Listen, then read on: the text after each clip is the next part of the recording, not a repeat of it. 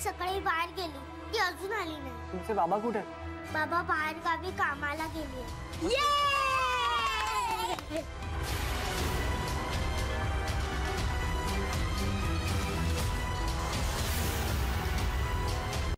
याचा अर्थ यश आणि पिऊच्या आईला जाऊन 8 वर्ष झाली।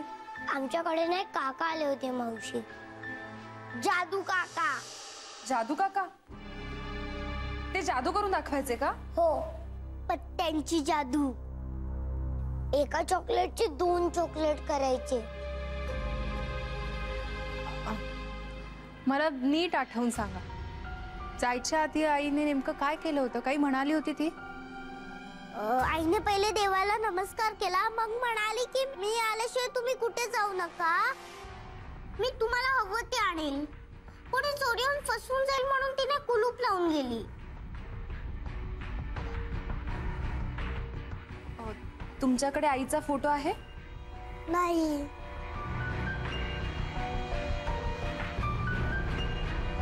सेठ म्हणाली, घरात एखादा फोटो सापडतोय का बघ।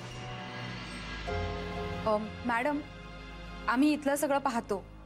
मला असं वाटतं की तुम्ही घरी जाऊन या, काकू वाट पाहत असते।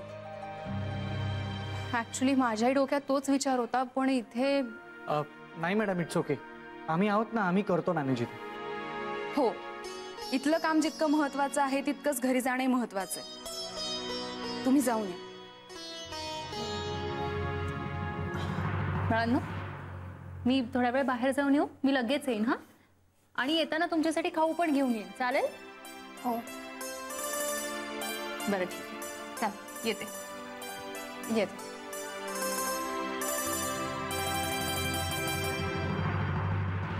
अस्मिता, ए अस्मिता, या। कुठे अस्मिता? अस्मिता बाहेर गेली। अहो, हे काय, ती कार्यक्रमाला आलीच नाही, तरी मी तुम्हाला सांगितलं होतं की तिला निरोप द्या म्हणून। अहो, ती जर यायचंच नव्हतं तर कबूल तरी कशाला केलं तिनं? हो ना, या सगळ्यामुळे माझी नाचक्की झाली। मी अगदी सगळ्यांना सांगितलं होतं की आमची छान ओळख आहे, छान घरोबा आहे आमचा म्हणून, पण कसलं काय। अगं बाई, नेकलेस नवीन वाटतं, छान आहे। हा, हो ना, 4 तोळ्याचा आहे, कालच आणला नवीन, छान आहे ना। बस झालं तुमचं नेहमीच आपलं। आधी ते अस्मिता कुठे आहे ते सांगा। ती काल रात्रीपासूनच बाहेर गेली आहे। हा, म्हणजे आणखी आमंत्रण मिळाली की काय तिला? अहो, मग आधी सांगायचं ना आम्हाला, आम्ही दुसरा कुठला वक्ता बोलावून आणला असता। अहो, सगळ्या बायका घरी दिवाळी असताना सुद्धा 1 तासभर त्या अस्मिताची वाट बघत होत्या, ती व्याख्यान देणार म्हणून, आणि तीच आली नाही। आणि ती स्वतःच म्हणाली होती बरं का, की दिवाळीचा आनंद आणि समाजसेवा यांची सांगड कशी घालायची यावरती मी बोलीन म्हणून। बघा, ही यांची समाजसेवा। काय चिडल्या होत्या सगळ्या बायका, एवढ्या बडबडत गेल्या, सगळं आम्हाला ऐकून घ्यावं लागलं। म्हणाल्या की भाषण ठरवताना जरा वक्ता येणार आहे की नाही याची तरी खात्री करून घ्या। किती अपमान झालाय माझं सांगू। दोंदे काकू, ही बघा आली अस्मिता। सॉरी हा काकू, मला खरंच नाही जमलं यायला। अहो, ऐनवेळी कामच असं आलं की मला निघताच आलं नाही। आता दिवाळीला कसलं आलंय का तुझं काम? दोंदे काकू, अहो गुन्हे काही सणवार बघून घडत नाहीत। एवढा काय बाई मोह पैशांचा? नाहीतर काय। मोने काकू, अहो इतकी वर्ष तुम्ही मला ओळखताय, तुम्हाला असं वाटतं की हे सगळं मी पैशांसाठी केलंय? आणि आमचं इथे असं झालं त्याचं काय? खूप बोललात, आता एकही अक्षर मी ऐकून घेणार नाही, कळलं ना? तुम्हाला माहितीये तरी का अस्मिता कुठे गेली होती? कसली कल्पना नसताना वाटेल ते आरोप करत सुटलात तुम्ही। अहो, पलीकडच्या घरात 2 लहान मुलं एकटीच आहेत, त्यांची आई त्यांना घरात बंद करून कुठेतरी निघून गेली। त्यांनाही दिवाळीचा आनंद मिळावा, माया मिळावी म्हणून काल रात्रीपासून ती तिथे थांबली। दिवाळीचा आनंद आणि समाजसेवा याची सांगड कशी घालावी यावर व्याख्यान देण्यासाठी तुम्ही बोलावलं होतं ना? ते व्याख्यान देण्यासाठी ती आली नसली ना तरी ते ती प्रत्यक्षात करत होती. तोंडाची नुसती वाफ दवडणाऱ्यातली नाहीये माझी मुलगी. तिचा ज्यावर विश्वास आहे ना ते ती करते आणि ती जे करते ना तेच बोलते. बोलणाऱ्यांची कमी नाही हो जगात, करणाऱ्यांची कमी आहे. माझी मुलगी बोलणाऱ्यातली नाहीये, करणाऱ्यातली आहे आणि अभिमान आहे मला त्याचा. आम्हाला माफ करा.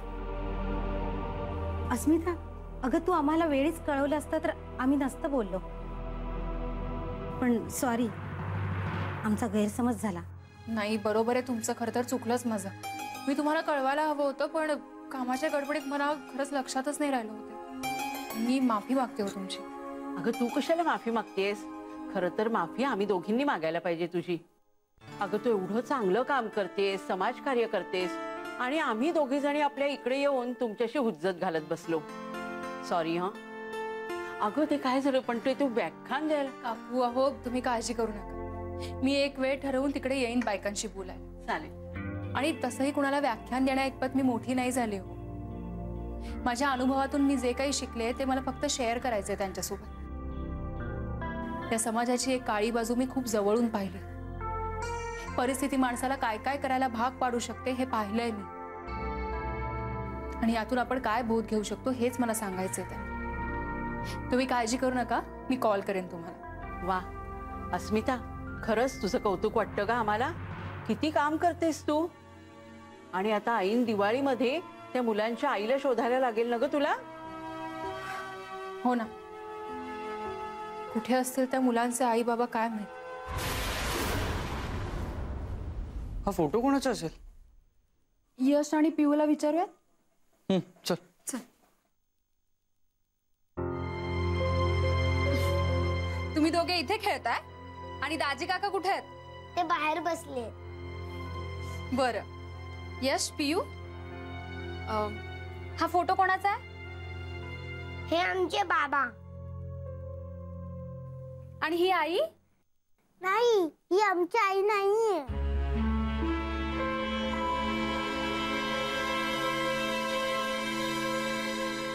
आई झालं डबा? हो झालाय. तू चहा घे. अगं हळू, गरम आहे. आई अगं ही मुलं तिथे उपाशी आहेत, मी गेल्याशिवाय काही खायची नाही दोघे. आई वडिलांचा काही पत्ता लागला का ग? नाही ना अगं, त्यांचे वडील अजून घरीच नाही आले.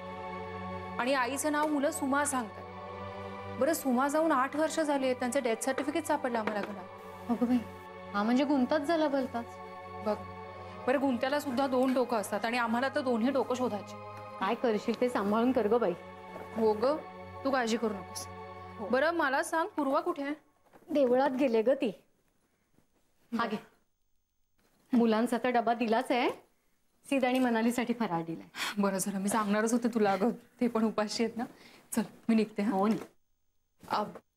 आई काय आता? Happy Diwali. Happy Diwali. You.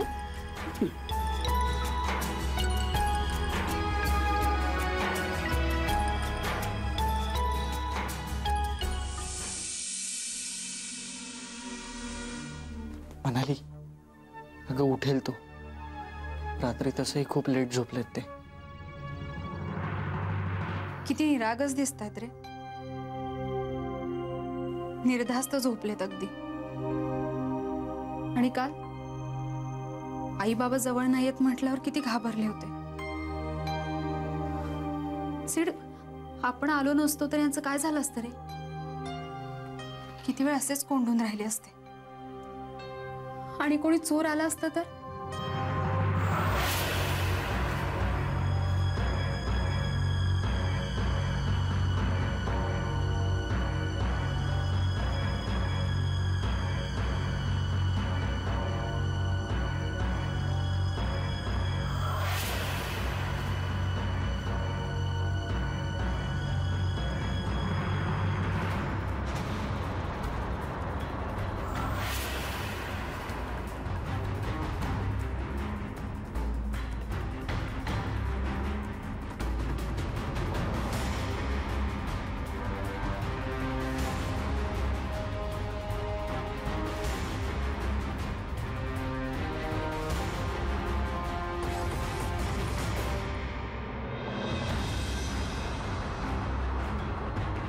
कोण आहेस तू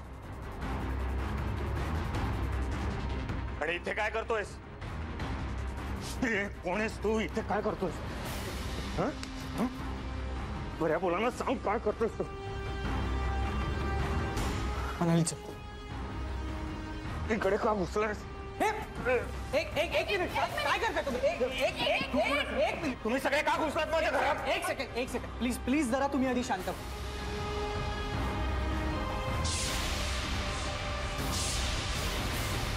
हे बघा तुम्हाला वाटतंय तसं आम्ही काही नाही करत होतो.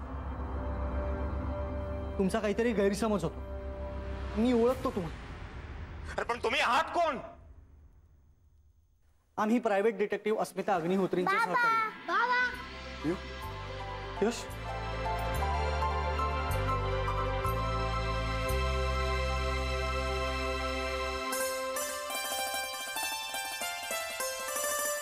कसे आहात तुम्ही दोघं? आम्ही बरे आहोत. या लोकांनी तुम्हाला त्रास नाही ना दिला? नाही. बर मला सांगा, आई कुठे? आई कुठे? आई घरात नाहीये.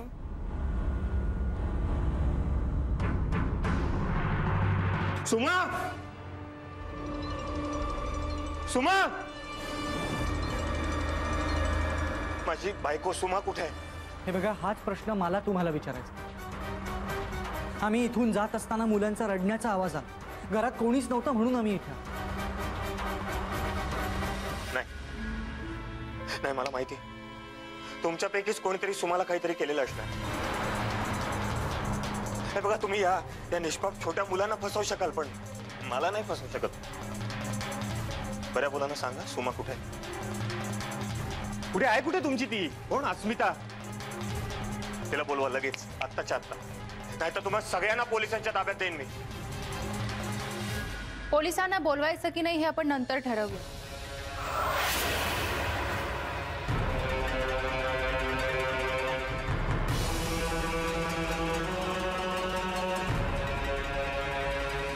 मावशी भूक लागली ना तुम्हाला? मुलं बिचारी भुकेली आहेत. त्यांच्यासाठी खायला आणलंय मी. त्यांना आधी खाऊन घेऊ दे, मग तुमच्या सगळ्या प्रश्नांची उत्तरं देईन मी. या चला खाऊन घ्या.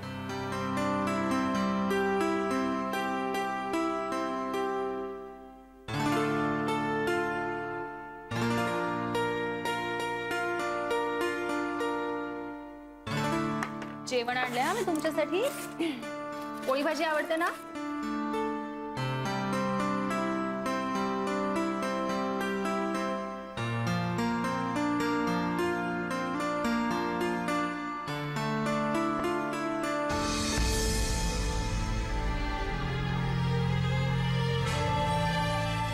हा सगळा नेमका काय प्रकार चालू आहे? मी सांगतो तुम्हाला.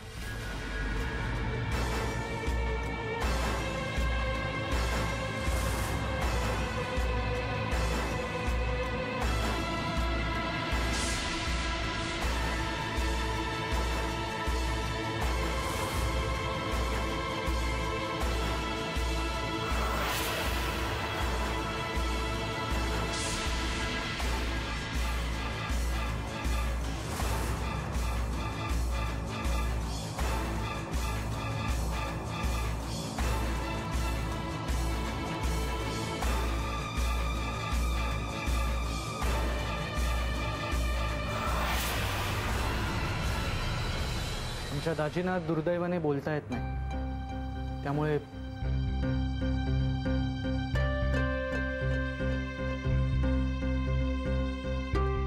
I am sorry.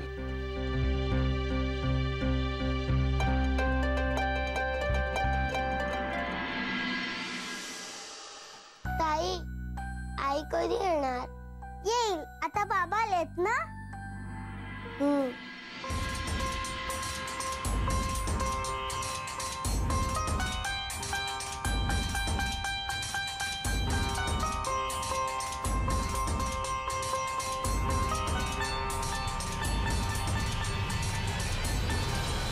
हा फोटो तुमच्याकडे कसा आला? तो कसा आला यापेक्षा तो तुम्ही का लपवला होतात हे जास्त महत्त्वाचं. बघा तो माझा पर्स. मिनिट. सुमा हरवली आहे हे मी अजूनही मुलांना सांगितलेलं नाहीये. आम्ही दिवाळी असूनही इथे तुमच्या घरी आहोत मुलांसाठी, आणि वर तुम्ही आमच्यावर आरोप करताय. सॉरी. नुसतं सॉरी म्हणून नाही चालणार. आमच्या सगळ्या प्रश्नांची उत्तरं द्यावी लागतील. नाहीतर आम्हाला पोलिसांना बोलवायला लागेल. या फोटोत ही बाई कोण आहे? ही माझी बायको सुमा. मग हे डेथ सर्टिफिकेट कोणाचं?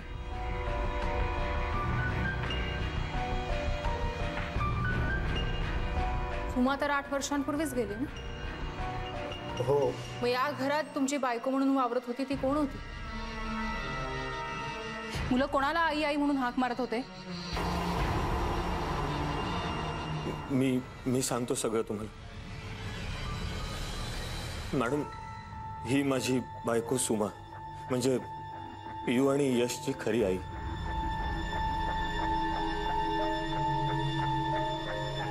शी इज नो मोर. ती गेली तेव्हा पियू खूप लहान होती, साधारण 1 वर्षभराची होती, आणि यश तर फारच लहान होतं. हा हादसा झाल्यानंतर या दोन्ही मुलांची जबाबदारी माझ्यावर पडली. मुलांना सांभाळण्यासाठी मी एक मावशी ठेवल्या होत्या घरी, पण कालांतरानंतर त्याही नोकरी सोडून गेल्या. बरं, माझ्या ऑफिसच्या जॉबमुळे मला सारखं टूर्सवर जायला लागायचं. अशा परिस्थितीत प्रत्येक वेळेला मुलांना कोणाकडे सोपवून जायचं हा खूप मोठा प्रश्न होता माझ्यासमोर. आणि तेव्हाच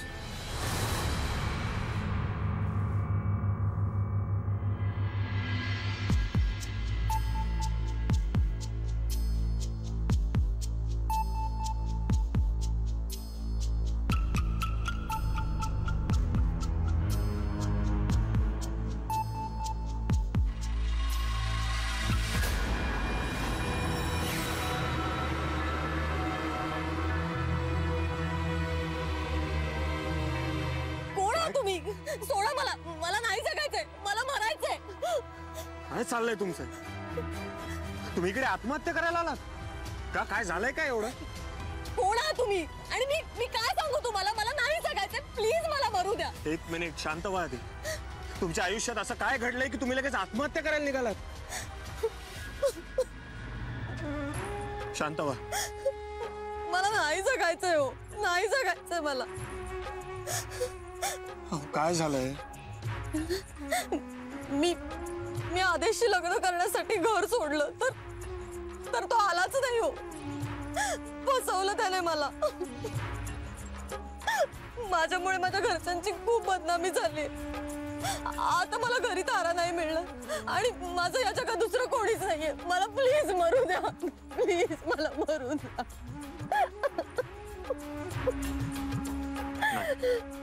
मी तुम्हाला असं मरू देणार नाही. मी लीनाला आसरा दिला. लीनानेही माझ्या मुलांना आईचं प्रेम दिलं. माझ्या मुलांचा सांभाळ करण्यासाठी लीनाने माझ्याशी लग्न केलं. ऍडजस्टमेंट होती ती फक्त.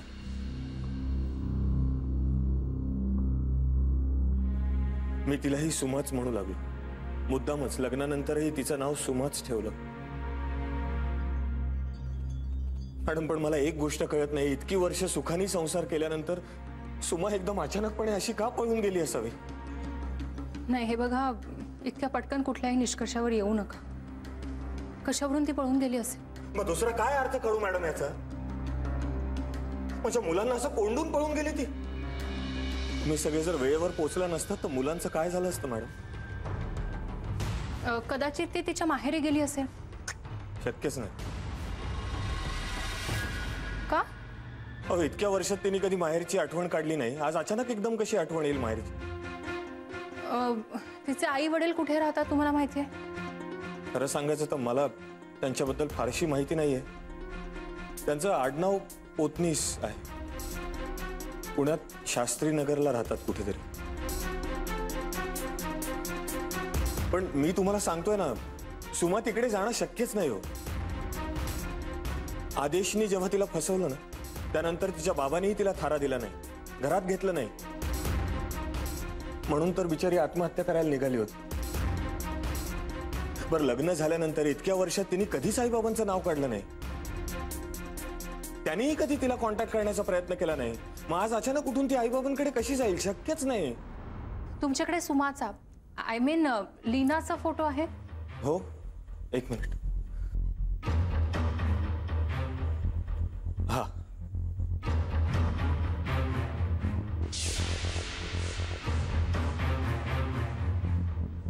मला सांगा, तुमची कधी काही भांडणं वगैरे झाली होती? नाही, कधीच नाही. खरंच सांगतो, आमच्यात कधीच भांडणं व्हायची नाही. स्वभावाने खूप चांगली होती सुमा, अगदी सरळ साधी. माझ्याशी लग्न झाल्यानंतर ह्या घरात आल्यावर तिने उत्तम संसार केला. मुलांना खरोखर आईचं प्रेम दिलं. तिच्या मनाचा मोठेपणा इतका की माझ्या मुलांची आबाळ होईल म्हणून तिने स्वतः आई न होण्याचा निर्णय घेतला. पण मग इतकं सगळं व्यवस्थित असताना ती अचानक का गेली असेल आणि कुठे गेली असेल? ती त्या आदेश बरोबरच गेली असेल बहुधा. हो, पण इतक्या 8 वर्षात ती कधी गेली नाही आणि अचानक. आमच्याकडे नाही काका आले होते मावशी, जादू काका. बाबांचे मित्र? नाही, आईचे. मॅडम, मुलं म्हणत होती ना की कोणीतरी काका यायचे, आम्हाला जादू दाखवायचे. ते जादू काका तो आदेशच असणार. म्हणजे मी कामावर गेल्यानंतर तो इकडे यायचा. म्हणजे मी राबायचो आणि माझ्या मागे हे हसलीत फेरं करायचं इकडे.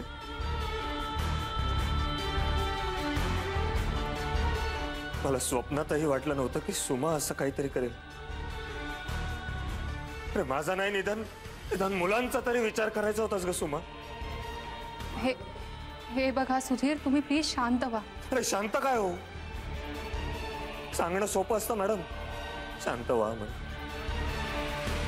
मी समजू शकते तुमची चिडचिड होणं अगदी स्वाभाविक आहे, पण प्लीज शांत व्हा. मला वाटतं एकदा तुम्ही तुमचं कपाट चेक करून घ्या. कपाट म्हणजे तुमचे पैसे दागिने वगैरे सगळे आहेत की नाही बघून घ्या.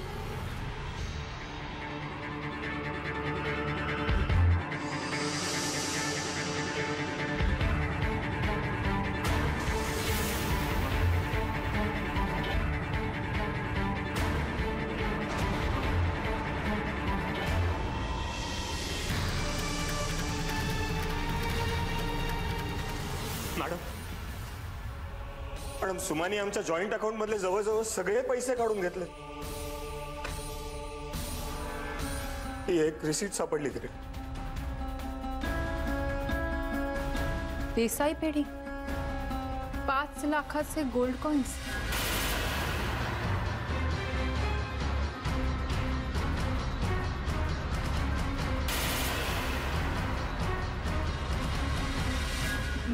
मला सांगा, तुम्हाला आदेश बद्दल काही माहिती आहे? कुठे राहतो, काय करतो, काही? नाही, लग्नानंतर त्याच्याविषयी कधीच काही बोलणं झालं नाही. फक्त इतकं माहिती आहे की तो पुण्यात राहायचा. पुण्यात कुठे? शीतल नगर म्हणून एरिया आहे तिकडे. सेठ दाजी, तुम्ही ताबडतोब पुण्याला जा आणि त्या आदेशचा शोध घ्या. जरा सुमाचा नंबर देता? हो, नाही. एक मिनिट.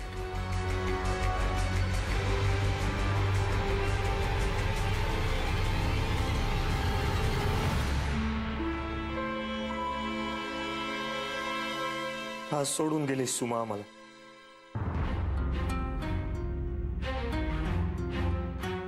हे बघा सुधीर, तुम्ही काळजी करू नका. सुमा नक्की सापडेल आणि तिने जर खरोखर तुम्हाला फसवलं असेल तर तिला शिक्षाही नक्की होणार.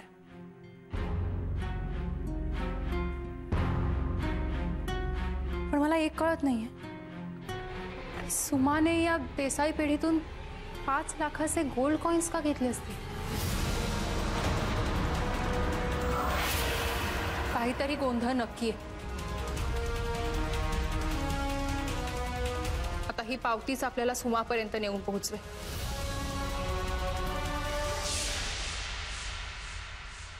नमस्कार. हाँ नमस्ते, जय श्री कृष्ण. बेसो बेसो. बोला काय काम आहे? मी अस्मिता प्रभाकर अग्निहोत्री, खासगी गुप्तहेर. आम्हाला जरा चौकशी करायची होती तुमच्याकडे. हाँ बोला ना. सुमती मोरे नावाची बाई गेल्या आठवड्यात तुमच्याकडे सोनं विकत घ्यायला आली होती. ही रिसिप्ट तुझी. त्याचं काय आहे अस्मिताबेन, आमच्याकडे तर खूप लेडीज लोक येते. आता समजाना नावावरून आणि रसीदवरून कसा ओळखेल? नाही बरोबर आहे तुमचं, पण प्लीज आठवून बघा ना.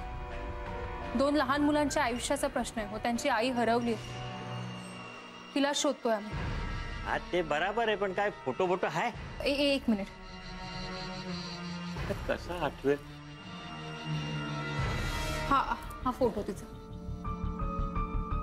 अरे हिला तर मी विसरेलच नाही. अरे हे तर 1 वार नाही 3 वार आली होती माझ्याकडे. 3 वार. कशासाठी आले होते? असे बघा, ते पहिला दिवाळीच्या पहिला आली होती माझ्याकडे. हा तेव्हा माझ्याकडे 2 वळं घेऊन आली. म्हणाली चेक करा.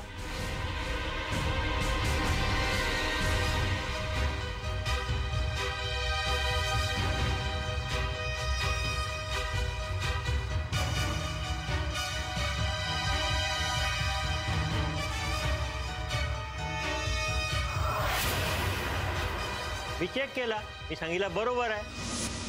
ते एकदम खुश झाले. नंतर बघा 2 दिवस नंतर वापस आली, तेव्हा एकदम खूप दागिना घेऊन आली.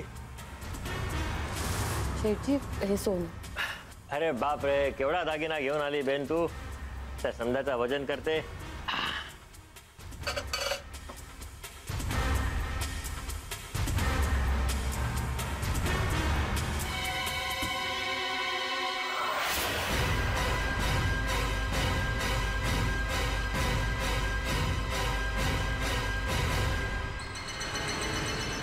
दागिने, पैसे आणि सोनं मला दिला.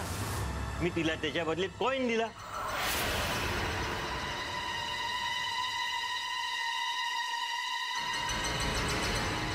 अरे 5 लाखाचा कॉइन दिला मॅडम. 5 लाखाचा. एकदम खुश झाली तेव्हा ती. रसीद पण दिली हो, पाकी रसीद दिली. हा त्याच्यानंतर ती 3री वार आली. 3री वार आली ना, तेव्हा लय कॉइन घेऊन आली.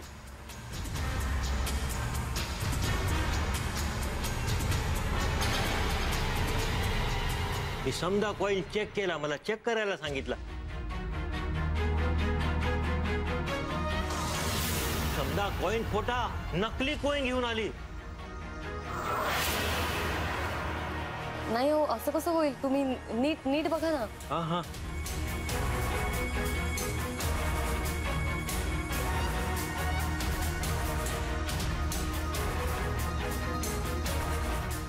अरे हे पण नकली आहे. अरे मी तर तुला असली कॉइन दिला होता. तू एवढा बदा घेऊन आली आणि सगळा नकली आणला. बघा ना तुम्ही परत एकदा बघ. अरे शांती रख, शांती रख, रडू नको. मी सगळा चेक करते आणि सांगते तुला. ते माणसाला पोलीसकडे घेऊन जा बेटा, तुला समजा फसवलेला दिसतंय. अरे बापरे, लई रडत होती अस्मिता बेन, लई रडत होती.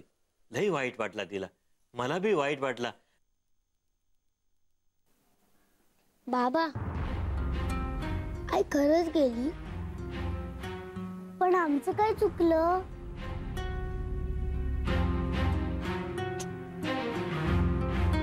नाही रे बाळांनो, तुमचं काहीही चुकलं नाही. अरे अरे आई येणार आहे. हा? लवकर परत येणार. मी तुमच्यासाठी खाऊ आणलाय ना. जा पळत पळत आज जा आणि खाऊ खा मस्त. हा?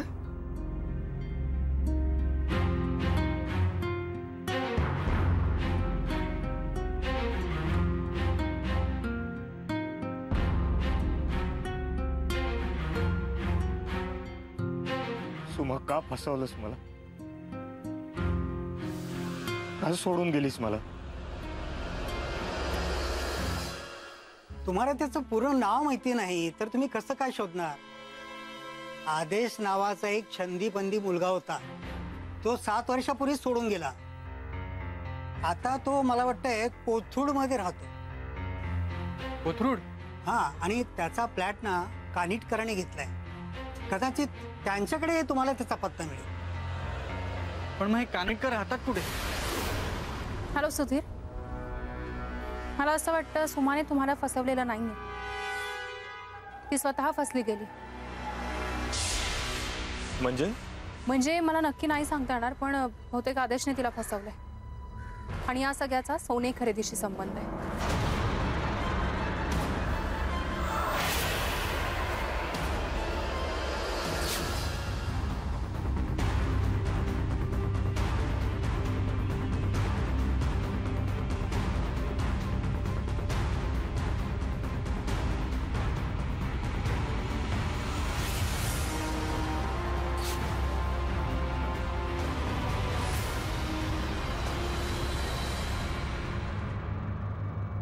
देवी माते, आता तूच लाज राख. मी एकटा राहू शकतो, पण मुलं आईशिवाय नाही राहू शकत.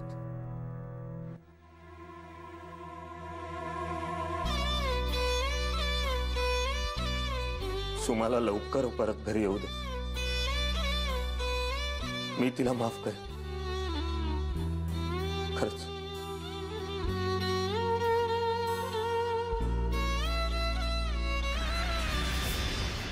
आदेशने सुमा नावाच्या विवाहित स्त्रीला फसवलंय आणि तिची 2 मुलं तिची वाट बघतात. कुणी? आदेशने? हो, आणि आमची खात्री आहे त्यांनी तिला इथेच ठेवलं. कुठे आहे, कुठे आदेश? तो बघा.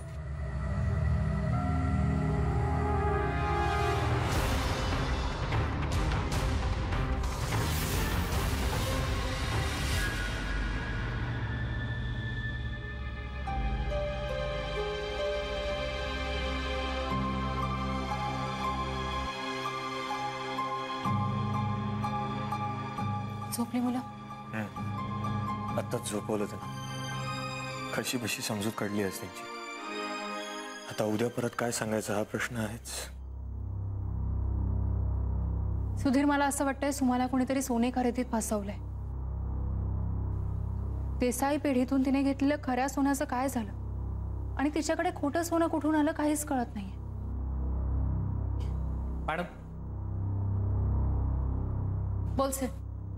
मी आदेशच्या घरी जाऊन आलो. मग मी आदेशला भेटलो आणि त्याच्या बाबांना सुद्धा. आपला अंदाज चुकला. सुमा आदेश बरोबर पळून नाही गेली. काय? रादर आदेश तिला पळवून नाहीच नेऊ शकत. कुठे आहे, कुठे आदेश? तो बघा.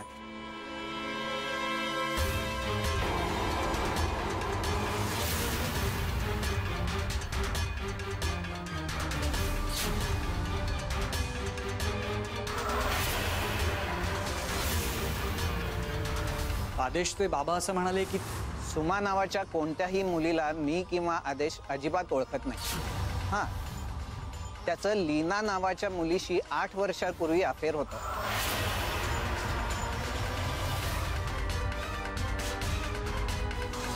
पण आदेशने तिला फसवलं. त्यानंतर लीना कुठे गेली ते आम्हाला माहित नाही. त्यानंतर 2-1 वर्षात आदेशचा अपघात झाला. त्या अपघातात त्याचे 2ही पाय गेले. तेव्हापासून तो व्हीलचेअरवर आहे. घराबाहेर पडलेलाच नाही. त्यामुळे त्यांनी हे सगळं करणं शक्यच नाही.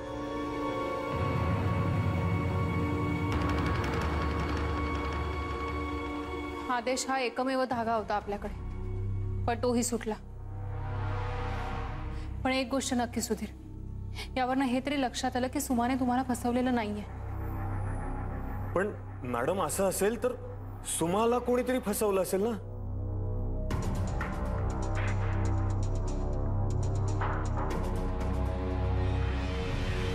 कुठे असेल माझी सुमा?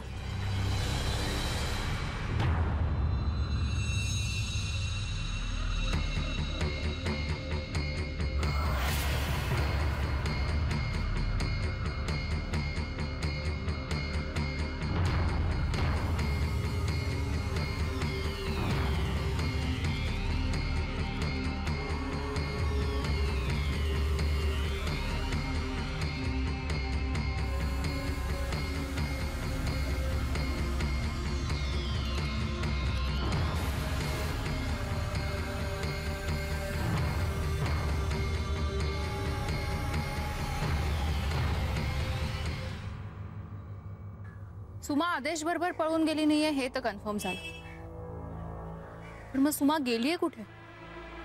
मॅडम सीड पुन्हा गेला तिकडे सुमाला शोधायला.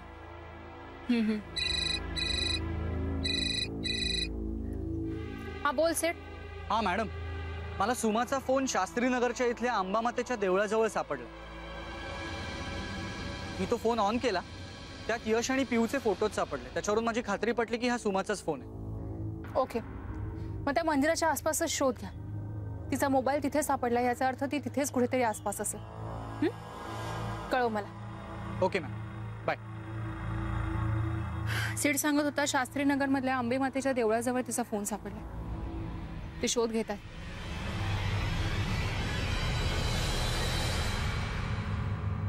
काय झालं मॅडम? नाही, मी लिंक लावायचा प्रयत्न करत होते. म्हणजे सोनं खोटं हे कळल्यावर सुमा पुण्याला गेली, पण म्हणजे ती कुणाच्या मागावर गेली होती का कुठल्या दुसऱ्या कारणासाठी गेली? तिचा मोबाईल अंबा माता मंदिराजवळ सापडला म्हणजे मला वाटतं ती हताश होऊन देवीच्या पायाशी गेली अशी. पण मग एक जागा आहे, अशी एकच व्यक्ती आहे जिच्याकडे माणूस कितीही चुकला तरी जाऊ शकतो. कोण? आई. बाळा, अगं पाणी तरी पी ना. घे ना पाणी तरी पी बाळा. नकोय ग मला, नकोय. आई अगं का करताय तुम्ही हे सगळं माझ्यासाठी? आणि मला का आणलं तुम्ही इथे? बाबांनी सांगितलं होतं ना मी मेले तुमच्यासाठी. बाबा काही म्हणू शकतात, पण मी तुझी आई आहे ना ग. इतके वर्ष तू कुठे होतीस बाळा? देवळाजवळ तू बेशुद्ध कशी पडलीस? सांग ना बाळा, असं कसं घडलं? आई अगं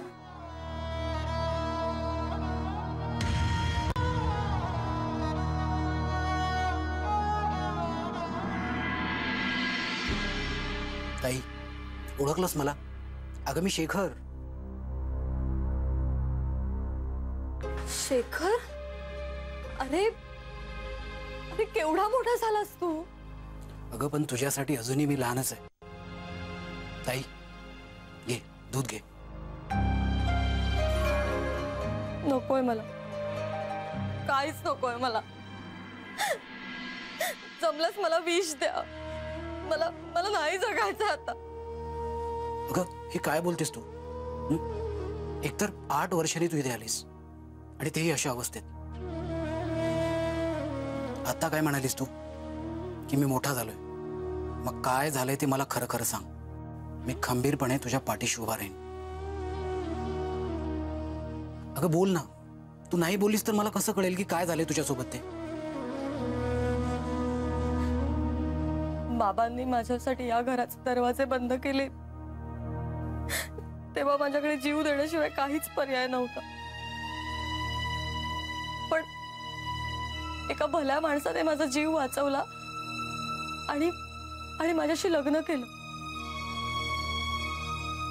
त्यांची 2 मुलं मी माझी मुलं म्हणून सांभाळली. सगळं सुरळीत चाललं होतं ग. पण मलाच कशी काय अवदसा सुचली देव जाणे, आणि मी माझ्या संसाराची माती करून घेतली ग आई. सुमा,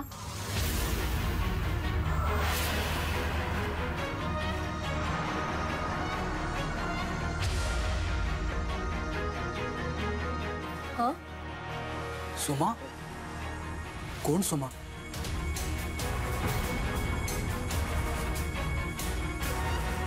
सुमा, अगं आम्ही तुला शोधत होतो.